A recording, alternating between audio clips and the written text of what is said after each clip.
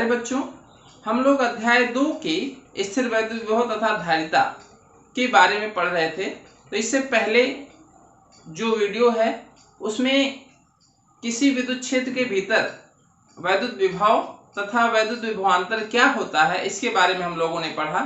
तो जिन्होंने वो वीडियो ना देखा हो प्लेलिस्ट में जाके देख सकते हैं। तो उस वीडियो को देखने के बाद ये दूसरा वीडियो आप लोग देखें। वैद्युत विभव के कॉन्सेप्ट को थोड़ा सा और हम यहाँ क्लियर करते हैं। तो वैद्युत विभव हम लोगों ने पढ़ा था कि जैसे कोई स्रोत आवेश है, ये Q, ये हमारा स्रोत है, चारों दिशा में इसका विद्युत क्षेत्र होगा। तो यहाँ पर हम मान लेते हैं कि एक पॉइंट A है विद्युत क्षेत्र के भीतर। इस बिंदु का विभव हम कैसे ज्ञात करते हैं? तो हम लोगों ने पढ़ा था क्या करते हैं कि हम एक धन परीक्षण आवेश को अनंत से एक धन परीक्षण आवेश को इस बिंदु पर ले आते हैं। इस बिंदु पर ले आने में जितना कार्य किया जाएगा, इस बिंदु तक ले आने में मान लिया हमने कार्य जो हुआ W, उसमें उस धन परीक्षण आवेश से डिवाइड कर देते हैं। तो हमको क्या मिल जाता है? VA, अर्थात उस बिंदु का वैद्युत विभव प्राप्त हो जाता है। इसी तरह से अगर कोई दूसरा बिंदु है, यहाँ पर B है मान लेते हैं, तो B तक लाने में आवेश को कितना कार्य किया जाएगा? तो अगर मान लेते हैं इस यहां से यहां तक लाने में कुछ कार्य किया गया W इन्फिनिटी से B तक, और लाने में इतना कार्य किया गया, तो उसको हम Q से डिवाइड कर देते हैं, अर्थात उस आवेश के परिमाण से डिवाइड कर देते हैं। वो हमारा बिंदु B का विभव मिलता है। तो इसको थोड़ा सा इस तरह से समझ लेते हैं। जैसे मान लेते हैं कि ये Q बराबर हमारा कितना है? 5 कूलाम। 5 कूलाम का आवेश है हमारा। इस आवेश को बिंदु A तक लाने में मान लेते हैं 100 जूल की कार्य करना पड़ा हमको, अर्थात W जो कार्य करना पड़ा वो कितना करना पड़ा? 100 जूल।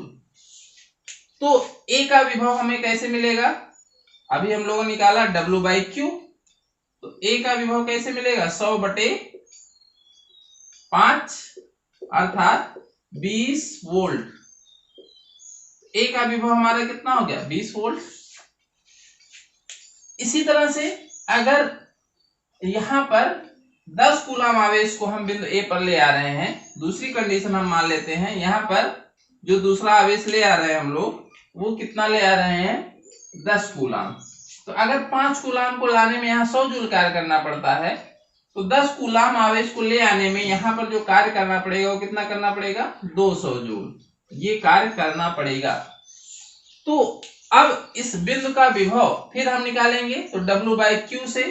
तो VA अगर हम निकालेंगे तो VA इक्वल टू क्या हो जाएगा? W कितना कार्य किया गया? 200 बटे कितना आवेश ले आया गया, उससे डिवाइड कर देते हैं।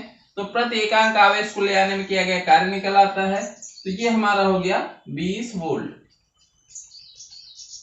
तो अब हम यहाँ देख सकते हैं, यहाँ 5 कूलाम चार्ज को यहाँ ले आते हैं, तो प्रति एकांक आवेश को लाने में किया गया कार्य 20 आता है।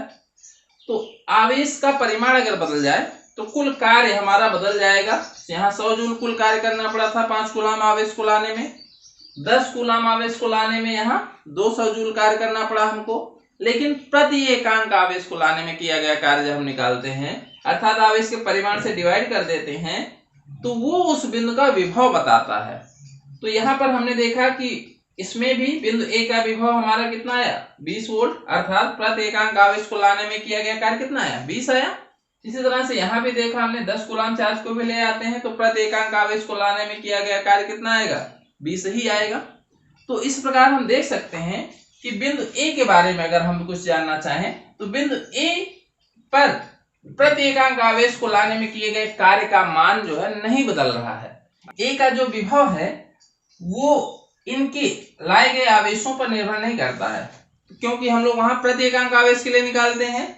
तो इसी तरह से जब B का विभव निकालेंगे तो वो भी इसी तरह से आएगा। तो अर्थात कोई स्रोत आवेश है, उसके चारों जो विद्युत क्षेत्र है उसके भीतर किसी बिंदु का जो विभव होता है वो एक निश्चित परिमाण होता है, अर्थात हर एक बिंदु का अपना एक निश्चित विभव होता है। इस विभव का मान किस चीज पे निर्भर करता है?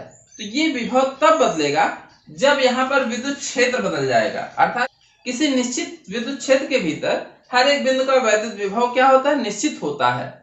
ये वैद्युत विभव का मान तब बदलेगा जब यहाँ पर ये स्रोत आवेश का अर्थ है जो विद्युत क्षेत्र बना रहा है, अगर ये हम बदल देंगे तो बिंदु ए और बी के वैद्युत विभव बदल जाएंगे। किसी स्रोत आवेश के कारण उसके विद्युत क्षेत्र के भीतर विभिन्न बिंदुओं पर वैद्युत विभव हम कैसे निकालते हैं, जो फिक्स वैल्यू है इसका मान हम कैसे निकालते हैं, हम लोग यहाँ पर वो सीखेंगे। तो यहाँ पर वैद्युत विभव के मात्रक को भी हम लोग डिस्कस कर लेते हैं। वैद्युत विभव का जो मात्रक होता है, इसका जो मात्रक होगा वो क्या होगा? कार्य का मात्रक क्या होगा? जूल, और क्यू का मात्रक क्या है? अर्थात आवेश है तो जूल प्रति कूलाम। तो इसका मात्रक जूल प्रति कूलाम होता है, या इसी को हम लोग वोल्ट कहते हैं। इसी को क्या कहा जाता है? वोल्ट। V से इसको प्रदर्शित करते हैं। ये इसका मात्रक होता है वैद्युत विभव का। बच्चों अभी हम लोगों ने पढ़ा कि किसी बिंदु आवेश के कारण एक वैद्युत क्षेत्र होता है और उस विद्युत क्षेत्र के भीतर अलग अलग बिंदु का अपना अलग अलग वैद्युत विभव होता है। तो ये वैद्युत विभव किस पर निर्भर करता है? तो जो आवेश विद्युत क्षेत्र बना रहा है उसके परिमाण पर निर्भर करता है, और उससे उस बिंदु की दूरी क्या है इस पर निर्भर करता है। तो यहाँ पर वही फार्मूला जो निकल के आता है उसी का हम लोग यहाँ डेरिवेशन देखेंगे। तो किसी बिंदु आवेश Q से r दूरी पर स्थित बिंदु P पर वैद्युत विभव ज्ञात करने के लिए हम क्या करते हैं? अनंत से एक धन परीक्षण आवेश इस P तक ले आते हैं, और उस आवेश को ले आने में जितना कार्य करना पड़ेगा उसमें उस परीक्षण आवेश के परिमाण से भाग दे देंगे। तो हमको क्या आ जाएगा? प्रति एकांक आवेश को लाने में किया गया कार्य, और वही कार्य इस बिंदु P पर वैद्युत विभव बताएगा। तो इसको करने के लिए हम क्या करते हैं कि एक आवेश जो Q परिमाण का है, धन आवेश, उसको ले आते हैं P पर। तो इसके लिए ले आने से पहले हम यहाँ पर कोई एक अन्य बिंदु मान लेते हैं बीच में अपने मन से P डैश, जिसकी दूरी क्या है? बिंदु O से R डैश है। इसकी दूरी क्या है? R dash. तो इस बिंदु पर अगर ये आवेश Q रखा है तो यहाँ से आप सबसे पहले यहाँ से इसको या आवेश को इधर ले आने में हम लोग जानते हैं कि किए गए कार्य की जो गणना है वो सीधे बल गुणे विस्थापन से नहीं निकलेगी। तो इसके लिए हम लोगों ने फार्मूला पढ़ा है इसके पहले वीडियो में। तो इसके लिए हम क्या करते हैं? इस आवेश को एक बहुत ही छोटा डिस्प्लेसमेंट करते हैं, विस्थापन करते हैं, जिसको हम लोग क्या कहते हैं? dr। एक बहुत ही छोटा विस्थापन करते हैं dr, और यहाँ पर चूंकि r डैश दूरी है तो इसको dr डैश भी लिख सकते हैं। तो एक बहुत ही सूक्ष्म विस्थापन dr डैश करते हैं, और उस सूक्ष्म विस्थापन को करने में किया गया कार्य ज्ञात करते हैं, और फिर उस किए गए कार्य को कहां से कहां तक इंटीग्रेट कर देते हैं? अनंत से इस बिंदु P तक की दूरी आवेश से यहाँ तक हम लोग उसको क्या करते हैं? समाकलन कर देते हैं उसका। आवेश Q को dr डैश विस्थापित करने में किया गया अति सूक्ष्म कार्य, ये कैसे निकालेंगे? तो इसके लिए फार्मूला हम लोगों ने पढ़ा था। जिन्होंने वो फार्मूला ना पढ़ा हो पिछले वीडियो में जाके देख सकते हैं। इसके लिए ये फार्मूला जो हमारा था, electric force minus Fe into dr। यहाँ पर ये जो इनके बीच लगने वाला वैद्युत बल है उसका मान क्या होता है? हम लोग जानते हैं Fe का जो मान होता है, बल का मान 1/4 pi epsilon not Q into small q, Q1 Q2 की जगह हम लोग दोनों आवेश रखेंगे, बटे इनके बीच की दूरी r डैश है, इसका वर्ग r डैश का स्क्वायर। तो इनके बीच लगने वाला उस बिंदु पर वैद्युत बल का मान ये आ जाएगा। तो यहाँ पर वो मान रख लेते हैं।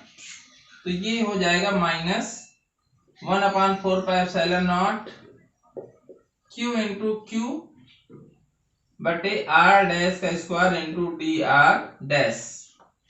अब यहाँ पर 1/4πε0 कांस्टेंट है, स्रोत आवेश हमारा ये नहीं बदलेगा, Q जो हम ले आ रहे हैं इधर उसका मान भी नहीं बदल रहा है, तो ये सब सारी चीजें क्या है, कांस्टेंट हैं।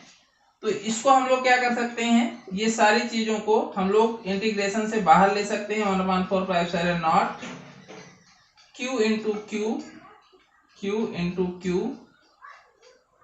और इंटीग्रेशन के भीतर क्या बचा, dr डैश बटे r डैश का स्क्वायर। तो ये इस आवेश Q के अति सूक्ष्म विस्थापन dr डैश के लिए किया गया कार्य है। अब ये हमको जो कार्य कुल कार्य निकालना है वो कहां से कहां तक, इस आवेश को Q से यानी अनंत से, इस आवेश से जो अनंत दूरी है यहां से लेकर के इस आवेश से r दूरी तक ले आने में किया गया कार्य निकालना है। तो इसलिए जो हम यहाँ पर लिमिट रखेंगे अनंत से और r दूरी तक ले आने में किए गए कार्य के लिए, तो यहाँ पर जो लिमिट रखेंगे वो कहां से कहां तक रखेंगे, इन्फिनिटी से r तक। इतनी चीजों को आप लोग नोट कर लें, फिर हम लोग इसके आगे हल करते हैं।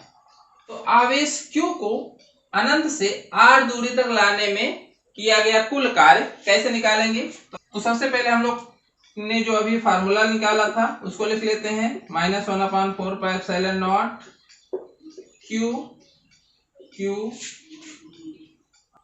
dr डैश अपान r डैश का स्क्वायर।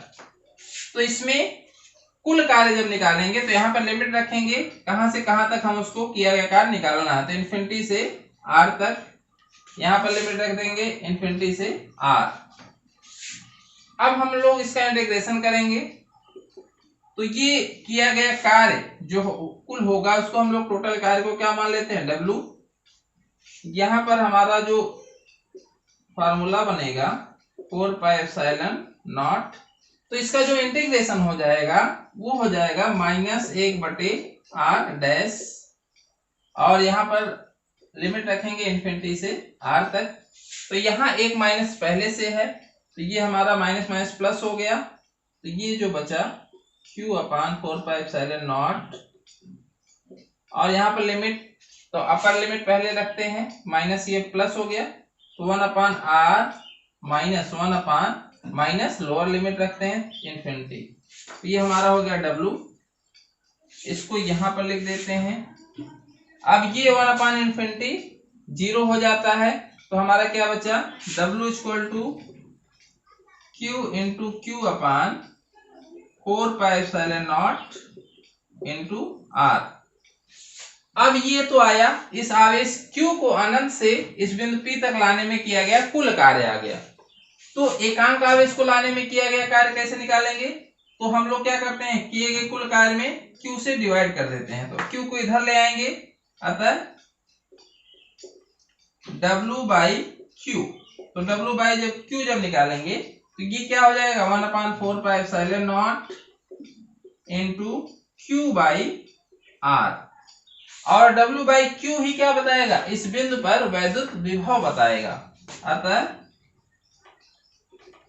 V = उस बिंदु का जो वैद्युत विभव होगा हमारा 1/4πε0 इंटू Q/r। ये हमारा वैद्युत विभव का फार्मूला निकल के आ गया। अब यहाँ पर हम देख सकते हैं कि जो ये फार्मूला है इसमें कौन कौन सी चीजें, जैसे 1/4πε0 तो हमारा कांस्टेंट है, Q हमारा क्या है, ये स्रोत आवेश, R क्या है, स्रोत आवेश से उस बिंदु की दूरी जहां पर वैद्युत विभव हमको निकालना है। तो अब हमने एक बार ये प्रोसेस कर ली, हल कर लिया उसको। अब हमको किसी भी बिंदु पर अगर वैद्युत विभव निकालना है बिंदु आवेश के कारण, तो हम क्या करेंगे, उस बिंदु आवेश का परिमाण क्या है और उससे दूरी क्या है उसको हम लोग निकाल लेंगे, या वो हमको पता है तो हम लोग इस फार्मूले में रख करके वो वैल्यू हम लोग किसी बिंदु पर वैद्युत विभव का मान निकाल सकते हैं। अब हमको ये प्रोसेस बार बार करने की जरूरत नहीं है, एक बार कर लिया गया। अब हमको ये आसान सा फार्मूला मिल चुका है। अब इस फार्मूले की सहायता से हम किसी भी बिंदु पर इसके विद्युत क्षेत्र के भीतर हम लोग बिंदु का वैद्युत विभव बता सकते हैं। तो ये इंपॉर्टेंट डेरिवेशन है, इसको आप लोग नोट कर लें तथा खुद से करने का प्रयास करें।